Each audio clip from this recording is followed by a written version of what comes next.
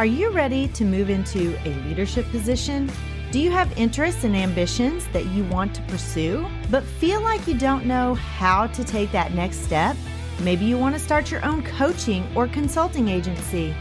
I'm Mel, and I help educators define their career path through correct mindset, knowing your options, and getting prepared for your career transition. I will show you how to level up your leadership skills, share your expertise in a new way, create impact on a larger scale, and put your leadership in motion. As an educator for over 20 years, I started to feel underused and like I had more to give. I knew when the time had come for me to leave the classroom and affect change on a larger level. Now, I'm ready to help you determine where your talents and skills mesh with your passions and interests. Put your leadership in motion and move into that next phase of your educational career journey. Let me help you define your career path by having the right mindset, knowing your options, and getting prepared for that next leadership position. So power up and put your leadership in motion. Welcome back to the show, everyone. I'm your host, Dr. Mel Vandevort. Today I have a guest with me. I have Robin Nathaniel on the show. Robin has been a TEDx speaker and acclaimed author, a Telly Award Gold winner, and he's bringing the heat today, guys. Literally and figuratively, I think. I think he brought the heat this morning to Missouri, even though he's not in Missouri. I think he brought it. So we'll have a talk about that after the show because you're gonna have to take that back with you when we're done. He started his journey as a musician where the rhythm of storytelling and connection shaped how he shows up in the world today. Now he's taking those creative roots and he's using them to spark powerful impact in the professional space of social media. And he lives by the mantra of connect, create, contribute, which I love that mantra. So great job on that, thinking through that. So today we're going to talk a little bit about human connection within leadership and education, and we've got a lot to dive into, but I want to welcome you to the show, to Empowered Educator. Robin, welcome. Dr. Mel, thank you so much for allowing me to bring the heat this morning, and I will not be taking it with me. It stays with you in Missouri. Ooh, you got to take it. It is so hot here. I think yesterday our heat index was well over 100 degrees. We won't even let our kids outside to play during the day at school because it's so bad. Yeah, it's pretty warm here in the Atlanta area as well. So tell us a little bit about yourself, Robin. What is your journey and how are you going to connect with my aspiring and new leaders today in the education world? Yep. So first off, thank you so much for that introduction. I love how you kind of laid out my journey. As you noted, I started out as a musician. As early as 9 years old, I was writing songs and, saying them to myself. And as I went through high school, I got more comfortable with sharing openly, went to my first concert. And after that, I was the guy who was doing music. So what do you play? Do you play an instrument? I play the keys, but I me started, too. cool. I started my career as a rapper. So I started rapping when I was 9 years old. But again, it was like a secret in the closet type of situation until I got into high school. So as I grew up and moved into young adulthood, I moved to Europe to pursue my career, to do shows in London, lived in Paris for 2 years, and I helped to organize events. And then in my late 20s, my son was born. And when my son was born, I was like, you know what? I have to get a job. So I went back to the beginning where, I didn't at the time have my degree. I was just kind of in my late 20s trying to start a career when I found the nonprofit sector. And the organization I work for is one of the largest nonprofits in the country. It's the YMCA of Greater New York. I worked at one of the largest branches, which is the Vanderbilt branch, about 2 blocks from the United Nations. So we served a very unique audience where we had very affluent people like diplomats in our doors, but we also had people from very, very underserved populations in the city. And I moved up in leadership all the way to second in command, $23 million budget, huge building with aquatics, early childhood, right on down the line. We had housing. It was just a huge operation. And then the pandemic hit. And when the pandemic hit, me and my family moved to beautiful Atlanta, and I reframed my career and pivoted into marketing. And that's what led me here today. Wonderful. That is quite a journey. And now I see your keys back behind you. I didn't even notice those before. So awesome. Awesome. I love having that connection with people. Music is such a great tool for anything. I told you I started a new job last week.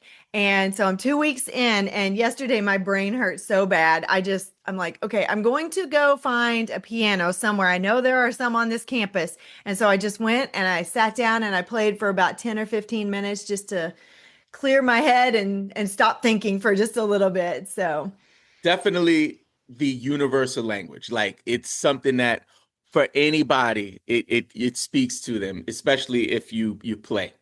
absolutely. Absolutely. So, we're going to talk a little bit about that human connection within leadership today. I am now a superintendent of a Christian school. It's a private Christian school. We are actually a nonprofit. So, there's a lot I'm learning about that. And it is I come from public education, so it is a different. I mean, we're still teaching kids, but now I get to teach kids and talk about God and teach God to the kids. And that's an amazing thing to be able to do. But let's talk about that human connection within leadership, because human connection is biblical and it is something that is so important in education. And when you step out of the classroom and you become a building leader, sometimes you feel like you are siloed or you're alone, especially if you are the only principal or the only superintendent, which in my case, I'm the only one on our campus.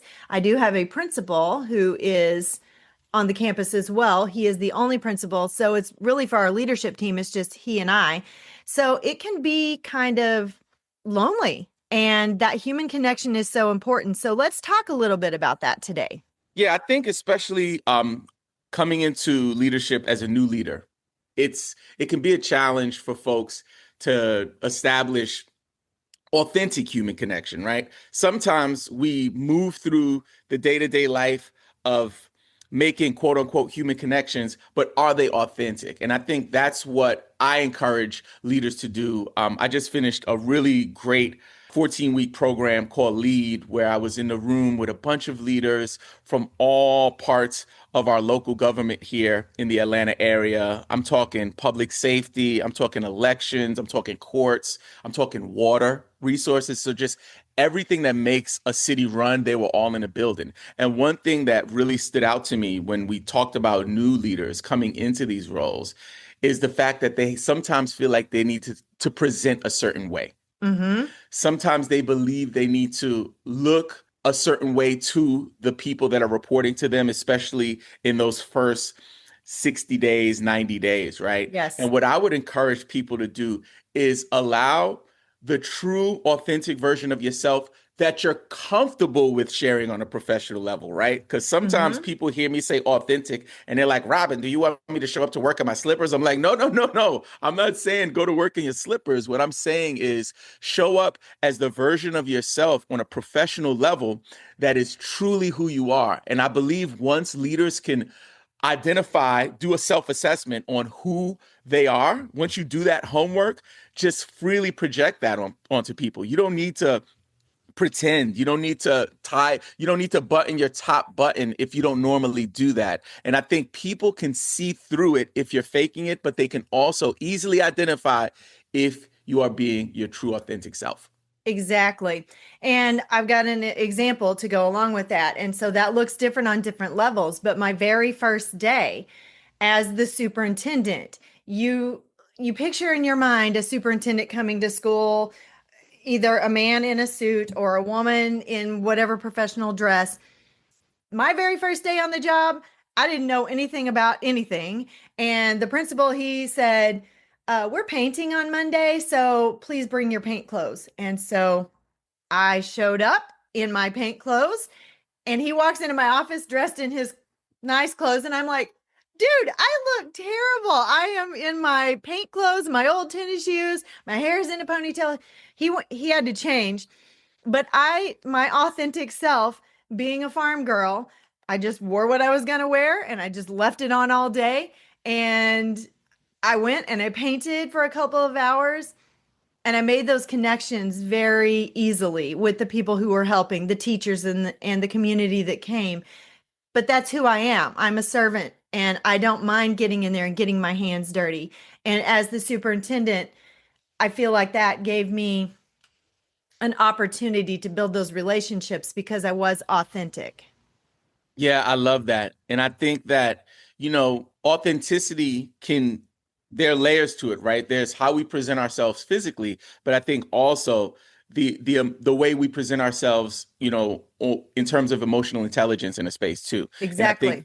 and I think that's something far too often I see, especially with new leaders. Like I know your experience, Dr. Mel, and also congratulations on the new role, by the Thank way. you. I know I Thank you said so it much. off, but I wanted to on air congratulate you.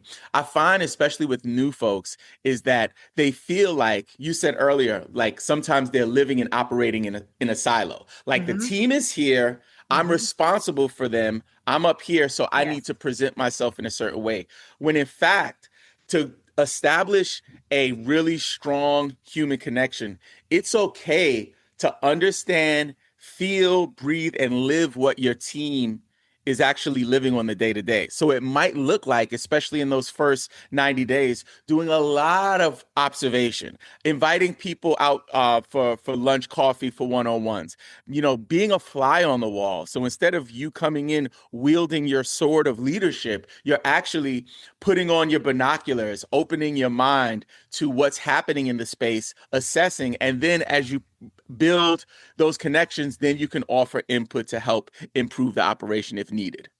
Right. And just being over in that building and being in a very informal setting with some of the teachers, some of the staff, I was able to have conversations, real genuine conversations that didn't feel threatening because I looked just like them that day. And I was painting and I was working and I was doing the same things they were.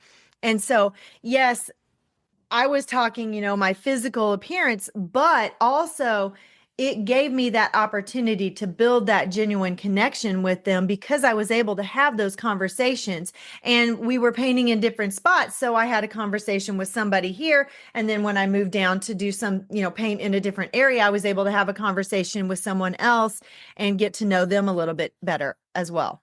That's good because one thing about that, Dr. Mel, is that everybody knows you or of you on paper, Uh-huh. but Right. you don't know everybody. And that's the thing Exactly. about a new leader. They received your resume and your biopic before you walked in the door. So they've Right. been waiting for you. So I think one thing that's powerful that you said is that you got to kind of rub shoulders with them. Mm-hmm. Not every new leader is going to have a painting day. So maybe one thing that we can be mindful of as we move into these new roles, whether we're experienced or new, is to try to find those opportunities and Exactly. volunteer to say like, Yes. oh, the PTA is doing they're doing a cupcake sale on Saturday. There's a poster on the wall. Maybe go to them and say, hey, is it okay if I come by and volunteer? Can I help in any way? And I Right. think that would be a great way, like you said, to put on essentially the same uniform that they're wearing to show up on their level with them. I love that. Exactly. And even if I mean, right now we had day camp, so the buildings they're being cleaned right now. So they are stripping floors and all of the things. And so it's not as easy for the teachers to get in there at this moment as it would have been had that been done a little bit earlier. But even if you can get in the buildings and just go visit their classroom and sit with them and see what they're doing and comment on the decorations and how they have their room set up and ask them to explain things to you in a non-threatening way, just to get to know them better. And you're not just there to know them as a professional, you also want to know them on that personal level. So asking about their family and getting to know their story and how they ended up at the school where I work and those kind of things. Yeah, one thing that I did, I moved into a new school. So we had a lot of government contracts during my time at the Y, and one of our schools got a new contract. It was for a work readiness program. We were going to be in the school overnight. We didn't know anyone, right? One thing that I did, because I have a horrible memory, right? Showing up as your authentic self. I authentically know that I cannot remember things, right? So You're I my had this. kindred. You're my kindred because I can't remember a thing. I have to So write what I everything down. That's why I have my notepad right here to write my notes as we're talking. right? Dr. Mel, so I'm sitting here going around meeting all of these people. And like you said, it's a lot of people that you're rubbing shoulders with. So I had a little notepad that, I was very discreet about it. But what I did was I made sure that I wrote down their name and then the one or two personal nuggets that I got from our conversation. So, for example, one of the janitors, if I remember correctly, he was into golf, right? So he played golf every weekend. It was like his thing that he liked to do. So every time I saw this man, I asked him pretty much like, how'd it go this weekend? How'd you do? What'd you hit? And you could see physically like the way his body would change when I would ask him about the thing that he cares about. And a quote that I'll share with your audience that I learned later on, but always brought me back to that. People don't care what you know until they know that you care. So Exactly. you could try to lead as many people as you want to. If they don't believe that you truly care about them as a human, it's going to be hard to get them to move in the direction that you need them in the organization to go. Exactly. And, I've been talking from a superintendent's lens coming into a brand new district where I know nothing.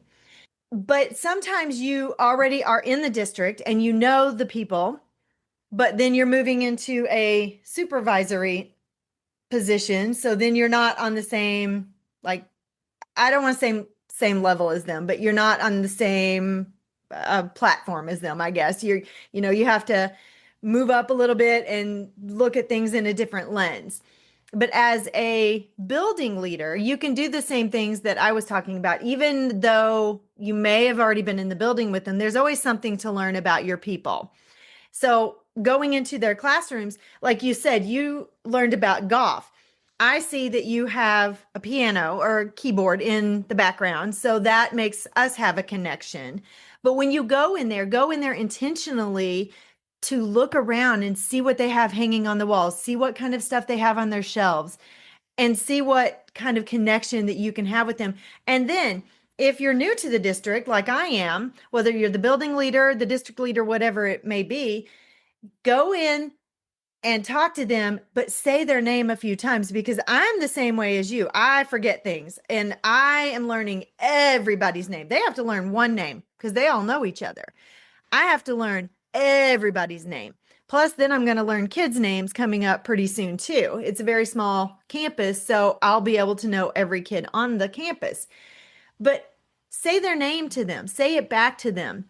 And then that helps solidify it in your head, but it also creates that connection. They know my name. Yep. I love that. And one thing I'll add to that is far too often I see a lot of leaders who come into these really big roles and they feel like they're giving a speech. Like they're like, hey, Mhm. how's it going? Yeah, we're going to do this, we're going to do that, and we're looking forward to this. Pleasure to meet you type of deal. When in fact, people just want to talk about themselves. Just listen and ask questions. Whatever the response was, ask a question about the response and be okay with sitting in silence to allow people to fill the space.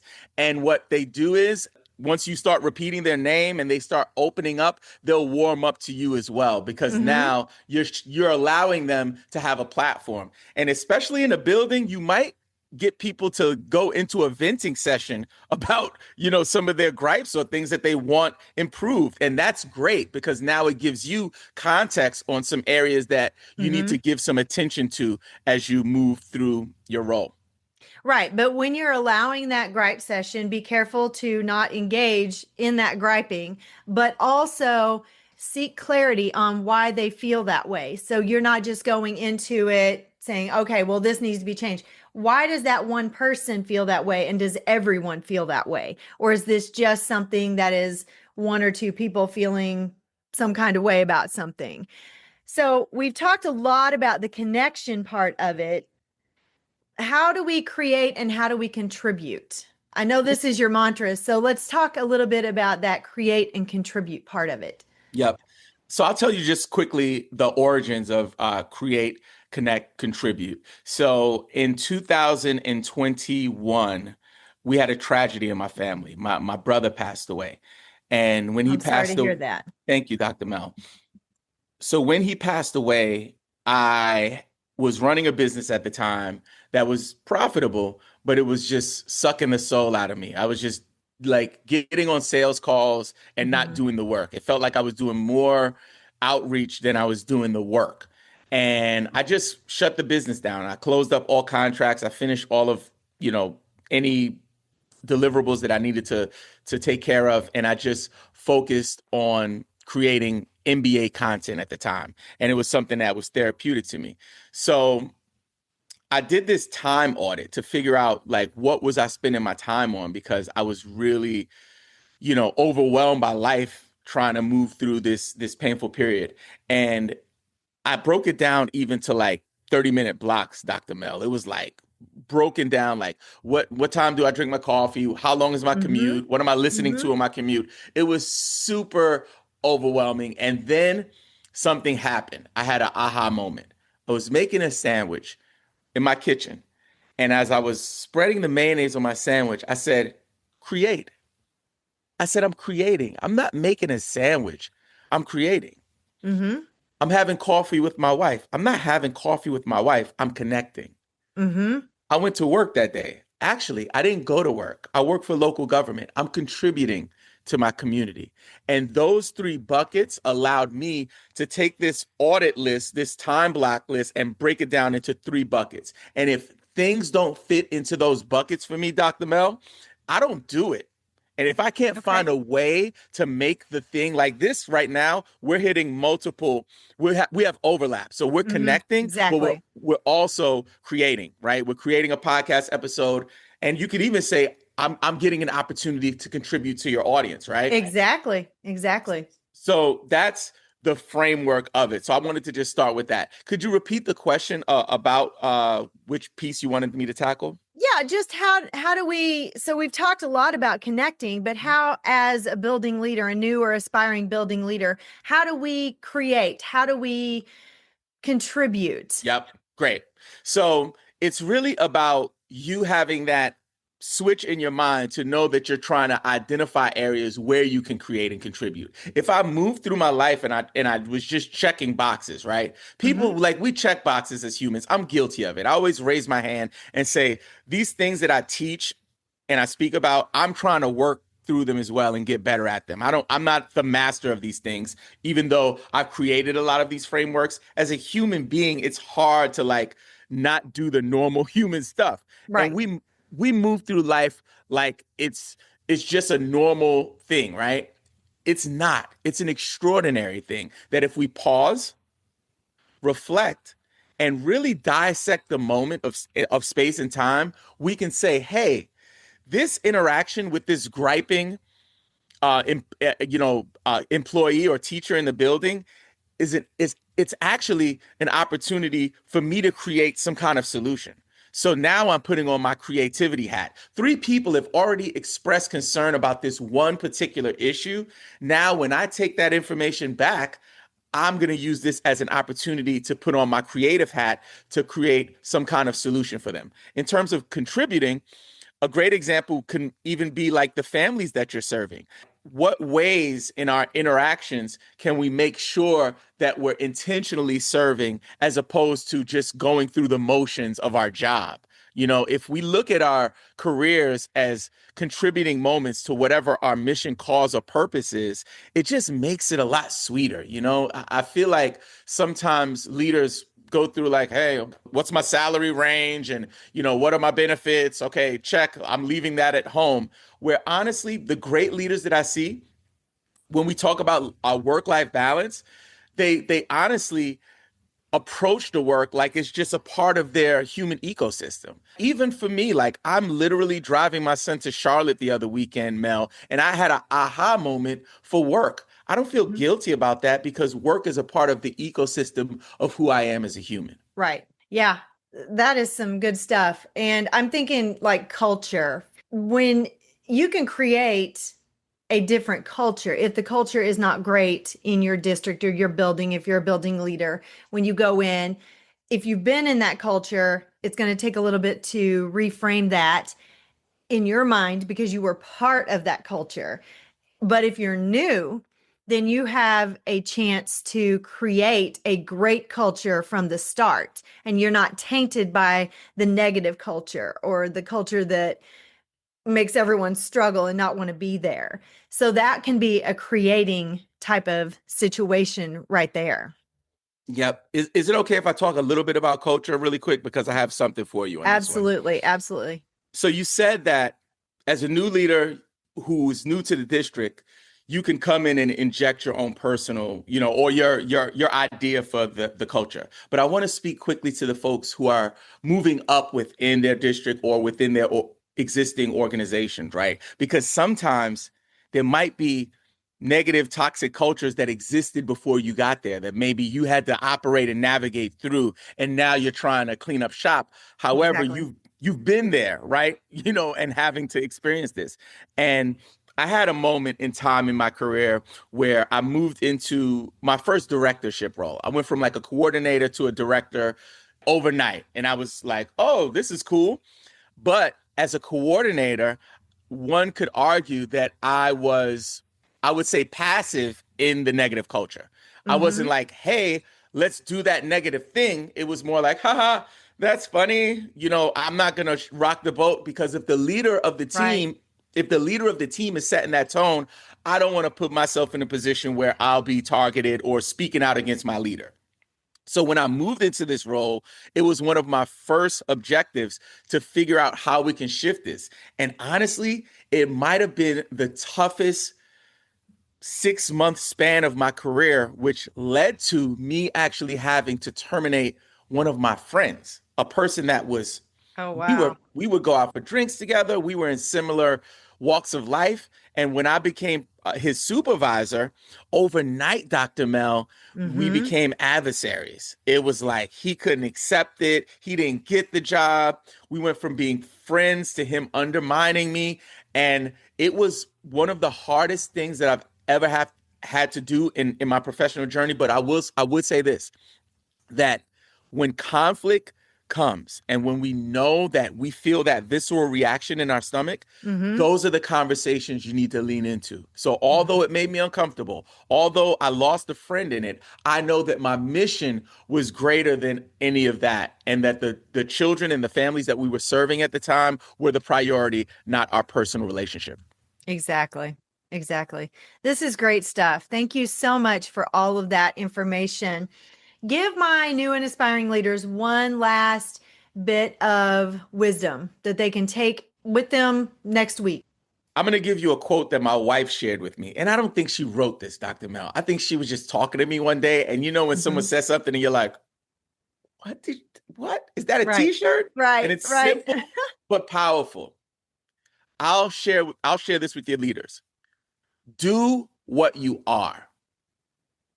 Do what you are. So people move Mhm. through this space, and your job title might give you the direction of what you need to do on a technical level. But Mhm. you are not your job description. Right. You're not your job title, right?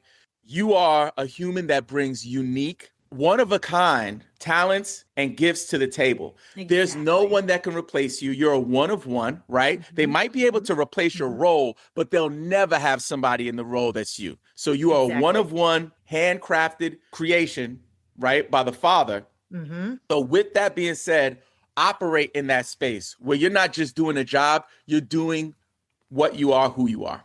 Exactly. Wow, that's powerful. And I do love that for sure. And that's one of the things that I'm going to be working on with the board and the staff when we start doing our professional, our pre-service professional development, is figuring out our spiritual gifts. I mean, I already have taken an assessment, but I want them to lean into what their spiritual gifts are. And then also not just their spiritual gifts, but what are your skills and your talents that you've cultivated, all of your experiences plus your passions, and where do those kind of mesh together, and then what can we do to build you up and let you use that in your role at the school, because we want all of your good stuff so you can help others grow too. So wonderful. Thank you so much. Tell my audience how they can connect with you. The easiest way to connect with me is accepting a free gift that I'm giving you. I just wrote a book. It's called Social Media Sync, a framework for intentional human connection in the AI era.